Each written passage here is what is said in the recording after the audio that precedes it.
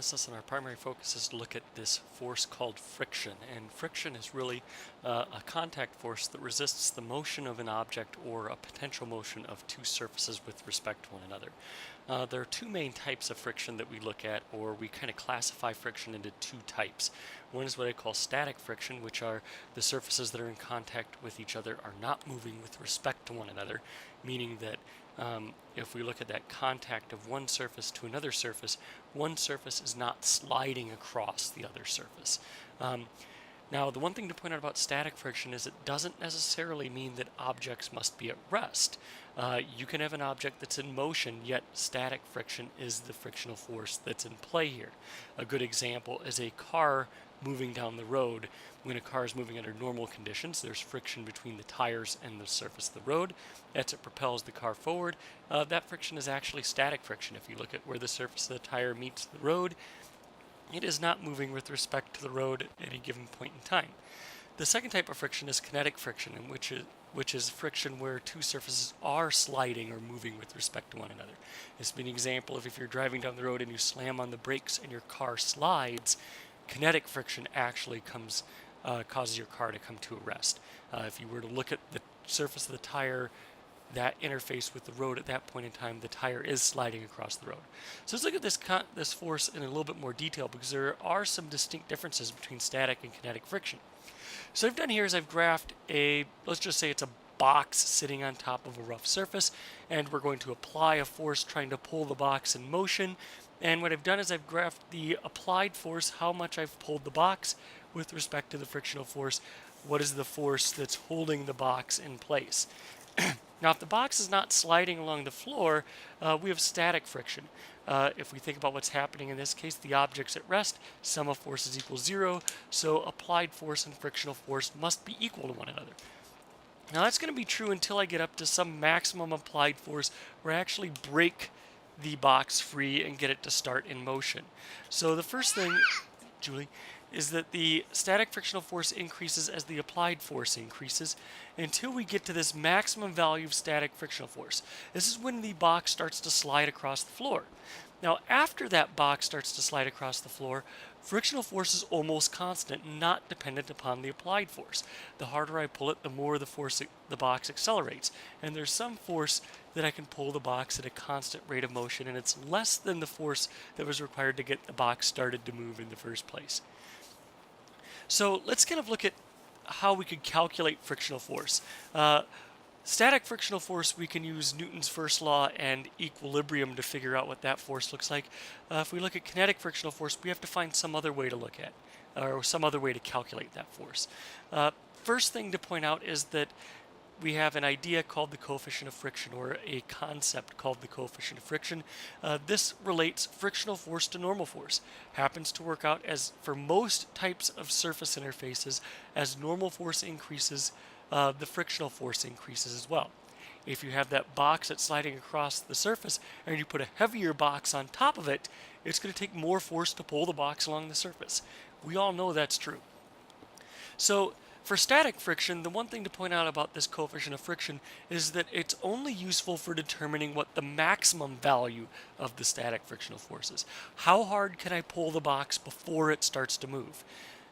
So most of the time, if I wanted to figure out something about static friction, I would need to do an equilibrium problem, Newton's first law, and solve it out that way. For kinetic friction, if the two objects are sliding with respect to one another, if the box is sliding across the floor, the coefficient of friction relates the normal force directly to the frictional force because, well, the frictional force is pretty much constant. It's really only dependent upon the normal force and the coefficient of friction.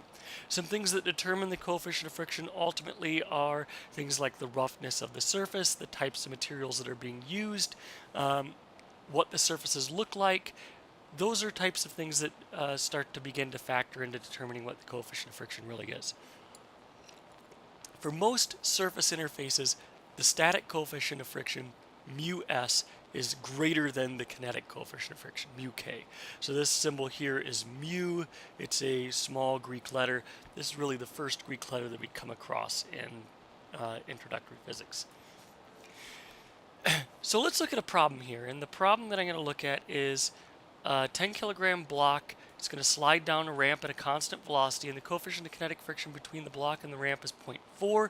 What is the angle of the ramp? So the nice thing about sliding across at a constant velocity, well, first of all, let's identify our three forces. We have weight or gravity acting straight down, normal force acting perpendicular to the surface, and frictional force acting up the ramp. Will it be able to break up weight into two components? The y component of weight and the x component of weight. I'm going to make the x direction down the ramp and the y direction perpendicular to the ramp. And the one thing about sliding down at a constant velocity is the acceleration is zero, so this is ultimately an equilibrium problem. So if we identify the forces, frictional force and weight in the x direction have to add to be zero, and normal force and weight in the y direction have to add to be zero. If I break up that weight into its components, frictional force equals mg sine of theta, or frictional force minus mg sine of theta is equal to 0, and normal force minus mg cosine of theta is equal to 0. So I can solve for both the frictional force and the normal force independent of one another, but I can't solve for either one at this point in time. But I do know there's a relationship between frictional force and normal force, that frictional force times coefficient of friction, or normal force times coefficient of friction equals frictional force. So I can use this as a way to solve this out, that I can say frictional force mu k n is equal to mg sine of theta. Well, I know n is mg cosine of theta, and so I can actually substitute this in, getting a third equation to substitute out some of my unknowns. Now here I ended up with, well, I had two unknowns and no way to solve for those two unknowns, so I needed to find a relationship between those two unknowns, and there I did, the f equals mu k times n. Now I can try to solve for theta. So it looks like probably the easiest way to do is divide mg cosine of theta all over to the other side. What this will do is get rid of the mg, and I will end up with the coefficient of friction is equal to sine of theta over cosine of theta. Well, remember back from your trig that sine of theta over cosine of theta is tangent of theta. So really theta is equal to the inverse tangent of the coefficient of friction, which if I solve that out, this ramp is angled at 21.8 degrees. Now it's worth pointing out mu k is equal to the tangent of theta is another definition for the coefficient of friction. Basically in this case it's saying what angle do I have to lift this ramp so that this block slides at a constant velocity. We could do a similar definition for mu s. What is the angle I need to lift this ramp so the block begins to slide?